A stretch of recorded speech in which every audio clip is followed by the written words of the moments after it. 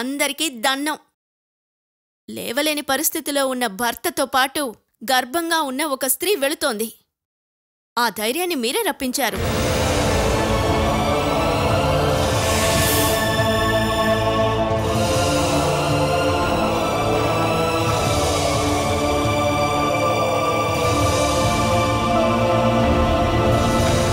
వెనుకున్న మంచాన్ని పడేయొద్దు. మీ పిల్లలు రేపు మిమ్మల్ని పడేస్తారు.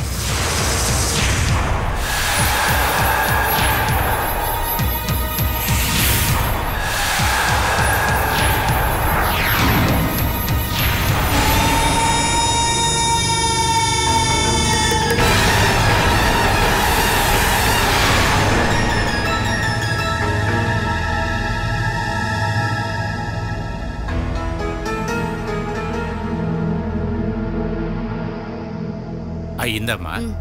వెళదాం మావయ్య. జాగ్రత్త.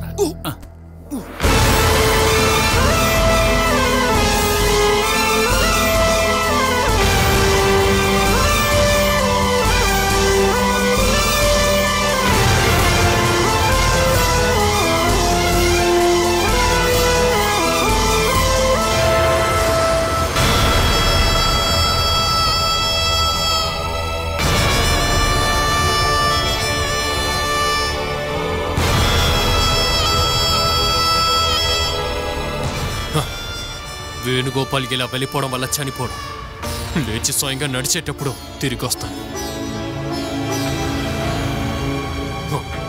నన్ను ఈరోజు కుక్కలా బయటికి తరివేసిన వాళ్ళందరూ సిద్ధంగా ఉంటాండి. నేను తిరిగి వస్తాను.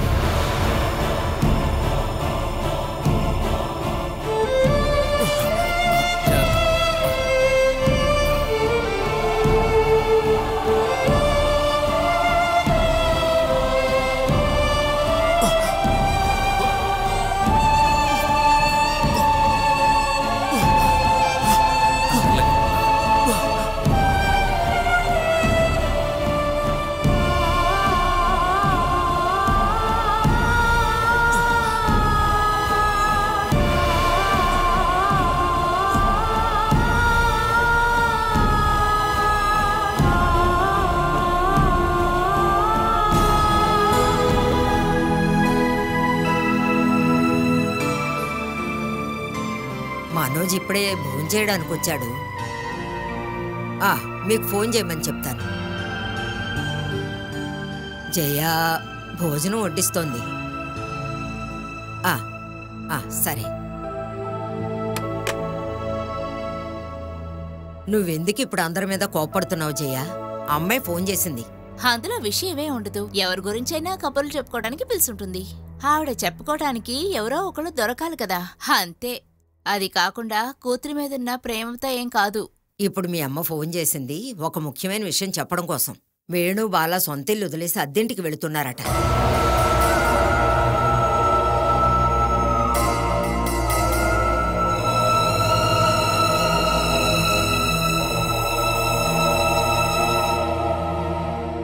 అమ్మా, నాకు అన్నం పెట్టు.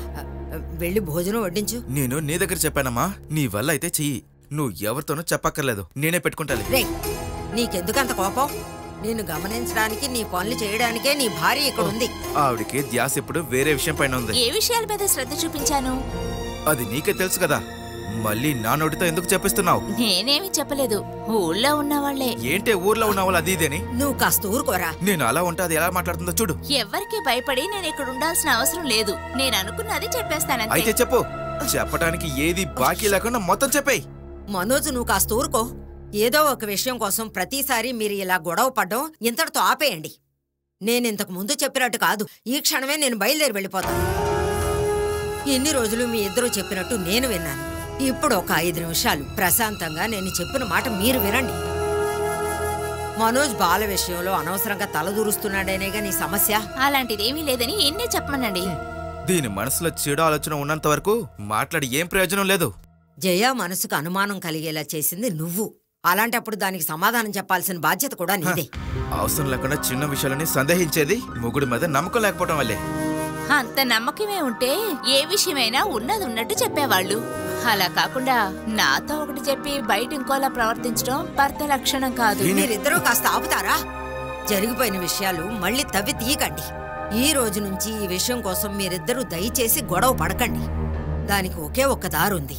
బాల, వేణుగోపాల్ ఇద్దరూ వాళ్ళ సొంతిల్లు వదిలేసి వేరే అద్దెంటికి వెళ్ళిపోయారట. వాళ్ళు ఎక్కడికి వెళ్లారనేది వెతికి కనిపెట్టాలి. అలా మీరిద్దరూ కనిపెట్టి వాళ్ళెక్కడున్నారో చూసిరండి. బాలా గురించి ఇక మీదట ఇక్కడ మాట్లాడద్దామా? అందుకే కదా ఇక్కడ ప్రాబ్లం అంతా. ఆ సమస్య పరిష్కారం కోసం నేను చెప్తున్నాను. మీరిద్దరూ బాల దగ్గరికి వెళ్ళి మాట్లాడాలి. జయ అనుమానం తీరుతుంది, మీ ఇద్దరిలో ఉన్న సమస్య కూడా తీరుతుంది. నేను రెడీయే. అక్కడికి వెళ్ళి బాల దగ్గర ఏం మాట్లాడతావు? బాలా ఇన్ని రోజులు మన మధ్యన గొడవ అయిందనా, లేక నాకు తనకి ఏదైనా అక్రమ సంబంధం ఉందనా? అలాంటి మాట మాత్రం నీ నోట్లో వచ్చిందో సొంత అక్కని కూడా చూడకుండా చెంపకేసి ఒకటిస్తుంది. బాలాకి నా మనసులో ఏం స్థానం అని తనకి బాగానే తెలుసు. ఒక మాట వల్ల కూడా తనని బాధ పెట్టడానికి నాకు అసలు ఇష్టం లేదు. మీరిద్దరూ వాళ్ళ యోగక్షేమాలు అడగడానికి వెళ్ళినట్టు వెళ్తే చాలు. అలా వెళ్ళొచ్చు, కానీ నాతో వచ్చేటప్పుడు సందేహం అనే ఒక చిన్న విషయం కూడా మనసులో ఉండకూడదు. అలా అయితే తను రావచ్చు. అక్కడికి వెళ్ళేది సమాధానం కోసం లేకపోతే ప్రశ్న కోసం అయితే వద్దు. నీకు అలాంటి మంచి మనసు ఉన్నప్పుడు చెప్పు, మనం వెళ్దాం. నేను ఇక మీదట బాలాన్ని చూడటానికి ఎక్కడికి పోను. మీరు వెళ్ళాలనుకుంటే వెళ్ళండి, నేనే అడ్డుకోను. మనోజ్, నువ్వు భోంచేసి వెళ్ళరా. వచ్చినప్పుడు ఆకలి బానే ఉంది, ఇప్పుడు అది పోయింది.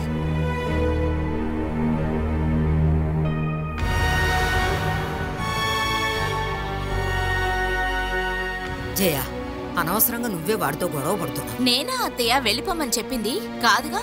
మీరిద్దరూ ఇలా మొండి పట్టుదల పట్టుకుని సంసారం పాడు చేసుకోకండి. మీరే చెప్పండి, ఈ విషయంలో నన్నేం చేయమంటారు? మనో బాలని చెల్లెలా చూసుకుంటాడని నాకు తెలుసు. అది నువ్వు కూడా అర్థం చేసుకోవాలి. ఊరికే అర్థం చేసుకోవద్దు. ముందుగా బాల దగ్గరికి వెళ్ళి నువ్వు మాట్లాడు. చెల్లెల మీద ఉన్న కోపం తగ్గిపోయిన తర్వాత ఇంట్లో ఉన్న సమస్యలన్నీ కూడా సద్దుమణుగుతాయి.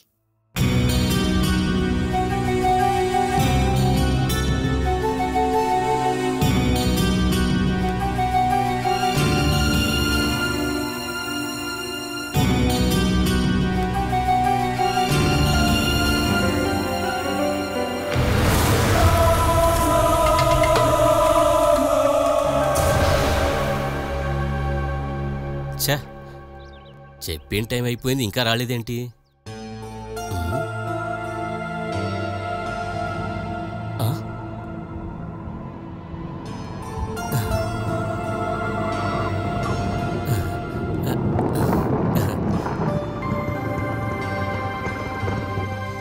ఇంత లేట్ అయ్యేసరికి ఇక మీరు రారేమో అనుకున్నాను.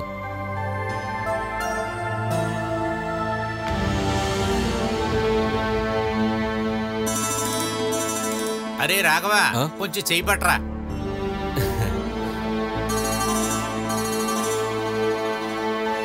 చూస్తామేట్రా, పట్టుకోరా. జాగ్రత్త, నిదానం నిదానం. అలాగే అలాగే పట్టు చూసి.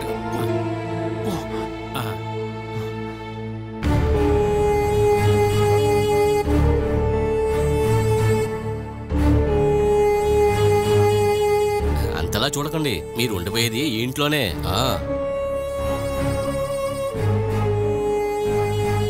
చెప్పిన దానికంటే ఒక్క రూపాయి కూడా ఎక్కువ ఎదురు చూడకండి. అదేం సమస్య కాదు, ఇల్లు మాత్రం శుభ్రంగా ఉంచుకోవాలి. క్లీన్ చేయడానికి ఇంకో మనిషి వస్తుంది.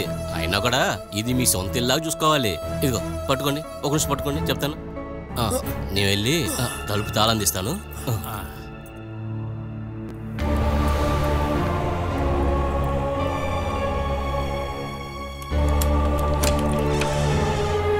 లోపలికి రండి. అరే నిదానంగా జాగ్రత్త.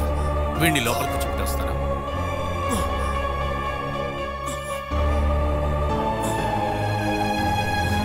రండి రండి, లోపలికి రండి. అవసరం పెట్టకరా. ఇలా ఒంట్లో బాగున్న మనిషి అని నాకు తెలీదు. ముందే తెలుసుంటే ఇల్లు ఇప్పించుంటవా? అయ్యో అలావేం కాదు. ఆరోగ్యం బాగోలేని మనుషులకి ఇది సరైన ఇల్లు. చాలా ఫ్రెష్ అయిన గాలి వస్తుంది. మంచి వాతావరణం, ఇక ఇంటి చుట్టూ సహాయం చేస్తానికి మంచి మనుషులున్నారు. మాకెవరూ సహాయం చేయొద్దు. వద్దంటే వదిలేయండి. రావకాలం వచ్చే లోపల మీరు లోపలికి వెళ్ళండి. కుంటుకుంటూ నెమ్మదిగా లోపలికి వెళ్ళండి. వెళ్ళండి.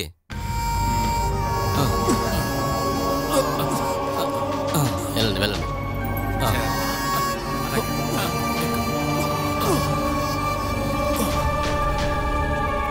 దేవుడా, ఈసారైనా ఇంటికున్న చెడ్డ పేరు పూర్తిగా పోవాలి. ఇక్కడ ఉండటానికి వచ్చిన వాళ్ళకి ఏ సమస్య రాకుండా చూసుకోండి స్వామి.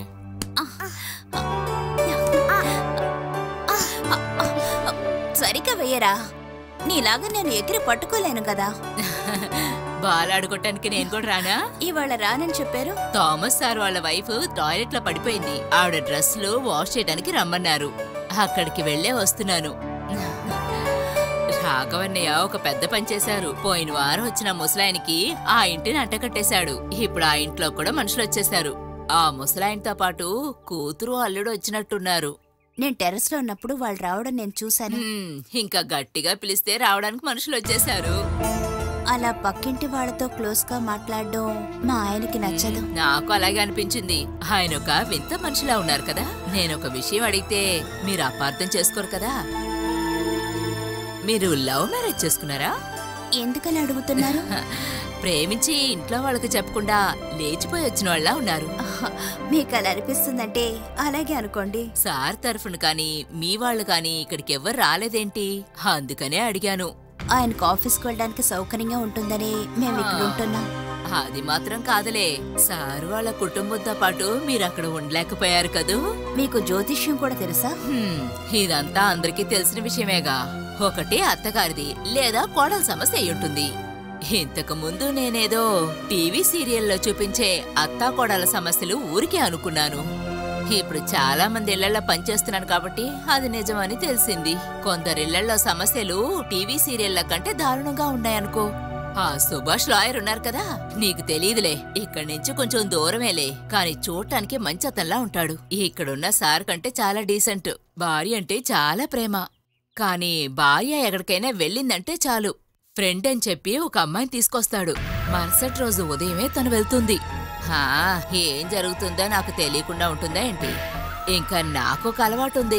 ఏదైనా చూశానంటే అది నా మనసులోనే ఉంటుంది. అక్కడే ఇక్కడే అక్కడ జారైతే నాకు అస్సలు ఇష్టం ఉండదు.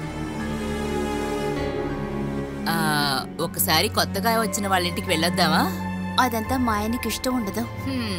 అలా అన్ని భర్తగా నచ్చినట్టే చేస్తూ ఉండలేమమ్మా. భార్య కూడా కొన్ని నిర్ణయాలు తీసుకోవాలి మరి.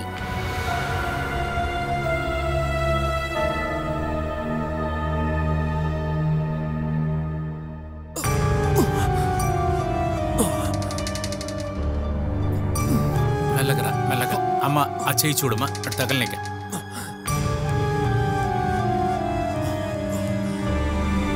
అలా కూర్చోరా మెల్లగా, నిదానంగా.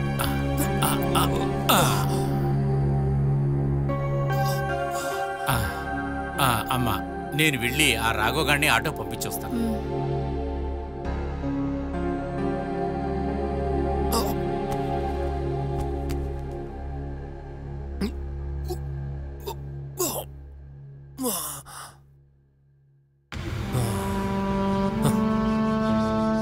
నువ్వు ప్లాన్ చేసినట్టే నన్ను తీసుకొచ్చి ఇక్కడ పడుకోబెట్టేశావు. నవిలి ఊసిన బొయ్కల్లాగా అక్కడ పడి ఏడవడం కంటే ఇక్కడ ఉండడం ఎంతో నయం. ఎవరిదే ఇల్లు?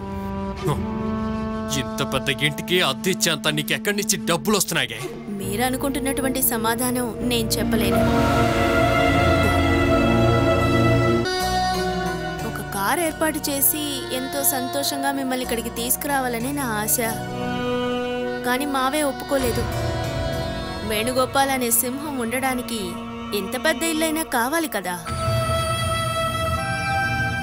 మీ భార్య ఏమీ తగ్గిపోలేదని అందరికీ తెలియాలిగా. నువ్వు ఎంత గొప్పదానివో నాకే తెలిసే. నేనెటువంటి దాన్నో నిదానంగా మాట్లాడుకుందాం. ఇప్పుడు ఆటోలో అంత దూరం వచ్చిన టైర్డ్ నాకు మీకు ఉంది. రెస్ట్ తీసుకోండి. భార్య భర్త పిల్లలు ఉండే ఒక చిన్న కుటుంబం. అటువంటి కళ నాకెప్పుడో ఉండేది. ఆ కళే ఇప్పుడు నాకు నెరవేరబోతోంది అని అనిపిస్తోంది. ఇక పాతవన్నీ మర్చిపోయి ఇక్కడి నుంచి కొత్తగా మొదలు పెడదాం. హ, నువ్వు ఏవైనా చేసుకోవే, నేను లేచి నడిచే అంతవరకు అంతటితో అయిపోతుంది నీ స్వేచ్ఛ. నేననుకుంటే ఇప్పుడు కూడా వెళ్ళిపోగలను. ఇవన్నీ తట్టుకొని మిమ్మల్ని ఈ పరిస్థితిలో వదిలి వెళ్ళడానికి నాకు మనసు రాలేదు.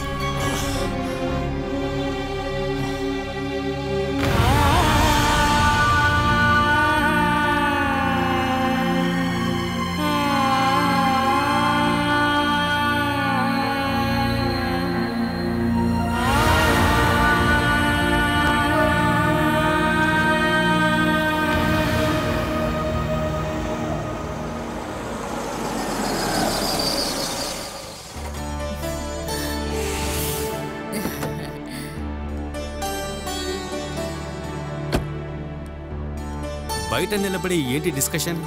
పక్కనున్న దెయ్యాలింటికి కొత్తగా అద్దెకొచ్చారు. ఆ విషయం గురించే మాట్లాడుకుంటున్నాం. పక్కింట్లో ఏం జరుగుతుందో ఎంక్వైరీ చేయడం కోసం కాదు మిమ్మల్ని ఇక్కడ చేర్చుకుంది. ఆ ఇల్లు మా సొంత ఇల్లాంటిది. ఆ ఇంటి బాధ్యత అంతా రాఘవన్నే నాకిచ్చారు. ఒక ముసలాయనాను ఆయన కూతురే. భర్తకేదో యాక్సిడెంట్ అయిందని తను చెప్పింది. ఒకవేళ ఆ ఇంటికి అడ్వాన్స్ ఇచ్చినప్పుడు అలా జరిగి ఉంటుంది. ఆ ఇంట్లోకి రాకముందే ఇలాంటి పరిస్థితి అంటే వచ్చిన తర్వాత ఏమవుతుందో. మీరు పని చేయండి, ఇక్కడున్న పనులన్నీ వదిలేసి అక్కడికి వెళ్ళిపోండి. ఏం జరుగుతుందో డైరెక్ట్ గా చూడొచ్చుగా. అయ్యో, అక్కడికి వెళ్ళి అస్సలు ఉండలేవండి. రాఘవన్నయ్యతో పాటు వారానికి ఒక రోజు వెళ్ళి ఫస్ట్ ఫ్లోర్ సెకండ్ ఫ్లోర్ అంతా క్లీన్ చేసి వస్తాను. అంతవరకే నా పని. ఆ పని అయిపోతే చాలు, ఒక్క నిమిషం కూడా అక్కడ ఉండను. ఆ ఇంట్లో ఏంటి సమస్య? అన్ని సమస్యలే. సౌదీలో పనిచేసే దివ్య అని నర్సు ఉండేది. ఆవిడ భర్త మురళీదన్నమాట ఆ ఇల్లు. వాడసలు ఒట్టే అనుమానస్తుడు. ఒకరోజు గర్భిణీతో ఉన్న వాళ్ళ ఆవిడ్ని కొట్టి ఉరిపోశాడు. ఇంకా తను కూడా ఆత్మహత్య చేసుకున్నాడు. అందుకని ఎప్పుడు ఎవరు అద్దెకొచ్చినా ఆ ఇంట్లో భార్య భర్తలకి గొడవలే. భార్య మొగుడు తల బద్దలు కొట్టడం, సరైన సమయంలో హాస్పిటల్కి తీసుకెళ్లబట్టి సరిపోయింది.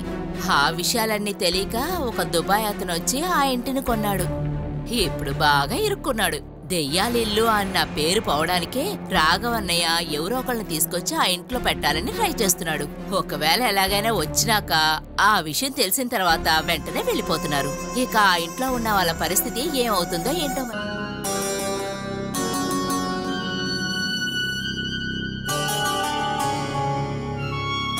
మనం ఆ ఇంటికి వెళ్ళకపోవడం మంచిదేనండి. నీకు దయ్యాల మీద నమ్మకం ఉందా? ఇలాంటివి వినేటప్పుడు నమ్మాల్సి వస్తుంది. ఇటువంటి సమయంలో ఇలాంటి కథలు వినడం మంచిది కాదు. కథ కాదు, ఇది జరిగిన విషయమే కదా. ఏది ఏమైనా సరే నువ్వు ఇలాంటి మాటలు వినకు. అయినా కూడా 2 మరణాలు సంభవించిన ఇంటిలో ఏ ధైర్యంతో వాళ్ళు అసలు ఉంటున్నారో. చెమెలి, అది మన విషయం కాదు. నువ్వు అడ్డమైన విషయాలు నమ్మి బిడ్డకి మూఢనమ్మకాలు వచ్చేలా చేయకు. రా, లోపలికి వెళ్ళి మెలోడీ పాటలు విందాం. రా.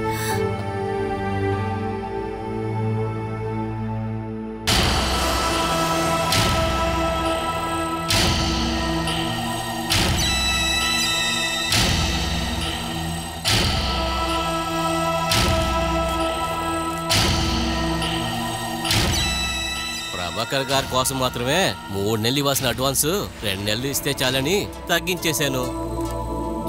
ఇకపోతే ఇక్కడ ఏవైనా సమస్య ఉంటే వెంటనే నాకు ఫోన్ చేయండి. లేదు, ఇక్కడ సమస్య ఏముంటుందిరా? అలాగనే ఏం కాదు. సడన్ గా కరెంట్ గానీ ప్లంబింగ్ గానీ అలాంటి ఏవైనా సమస్య వస్తే చూస్తూ ఉండగా నీళ్ళు ఆగిపోతే సడన్ గా బల్బు ఫ్యూజ్ పోయినా భయపడకండి. అవన్నీ యూజ్ చేసి చాలా కాలం అయింది కదా. ఇల్లు మీకు సూపర్ కదా. మీరు కల్లో కూడా ఊహించలేనంత సూపర్ అయిన ఇల్లు కదా. అద్దో తక్కువ, లాభం ఎక్కువ. సూపర్ అయిన కిచెన్. ఎప్పుడు ఏదో ఒక వంట చేయాలనిపిస్తూనే ఉంటుంది. ఇక బాత్రూమ్. అరే రే రాఘవ, మిగతాదంతా నేను చెప్తాలేనా? అయితే సరే, ఇక వెళ్ళా. రేపు వస్తాను. ఏదైనా విశేషాలు ఉంటే రేపు మాట్లాడుకుందాం. ఓకే.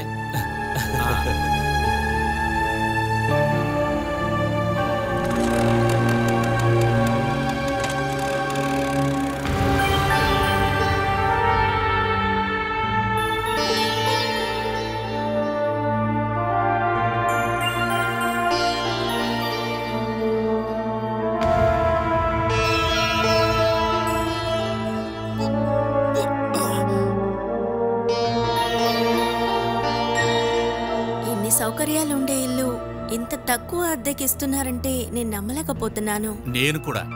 ఆ తర్వాత ఇది అద్దెకివ్వటానికి ఓనర్కి ఇష్టం లేదని రాఘవగాడు చెప్పాడు. ఆయన దుబాయ్లో ఉన్నాడంట. మనం ఇక్కడ అద్దెకి ఉండబోయే విషయం రాఘవగాడు చెప్పుంటాడు అనుకుంటా. మనం ఇచ్చేది వాడే తీసుకుంటాడేమో. అరే అలా అనిపించట్లేదు. ఈ ఇంట్లో ఏదో ప్రాబ్లం ఉంది. మన అదృష్టానికి ఇటువంటి ఇల్లు దొరికింది కదా, అలా అనుకుంటే చాలుగా. మీరిప్పుడు తిరిగి ఇంటికి వెళ్ళాలా? ఇవాళ ఒక్కరోజు నేను ఇక్కడుండి వెళతానమ్మా. అదేంటంటే నేను ఎన్ని రోజులు ఇక్కడ ఉన్నా సరే ఆ ఇంట్లో వరండా ప్లేస్ ఎవరో తీసుకోరు కదా.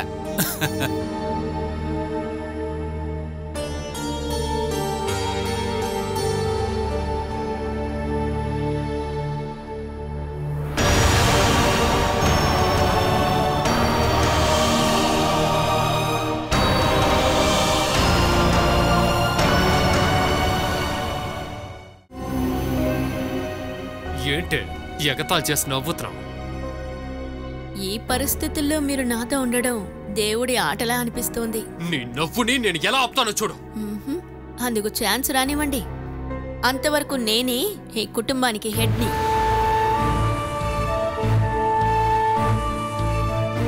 ఈ ఇంటి అద్దె ఇస్తున్నాను, ఈ ఖర్చులన్నీ చూస్తున్నాను, మీకు మందులు కూడా కొనిస్తున్న భార్యని.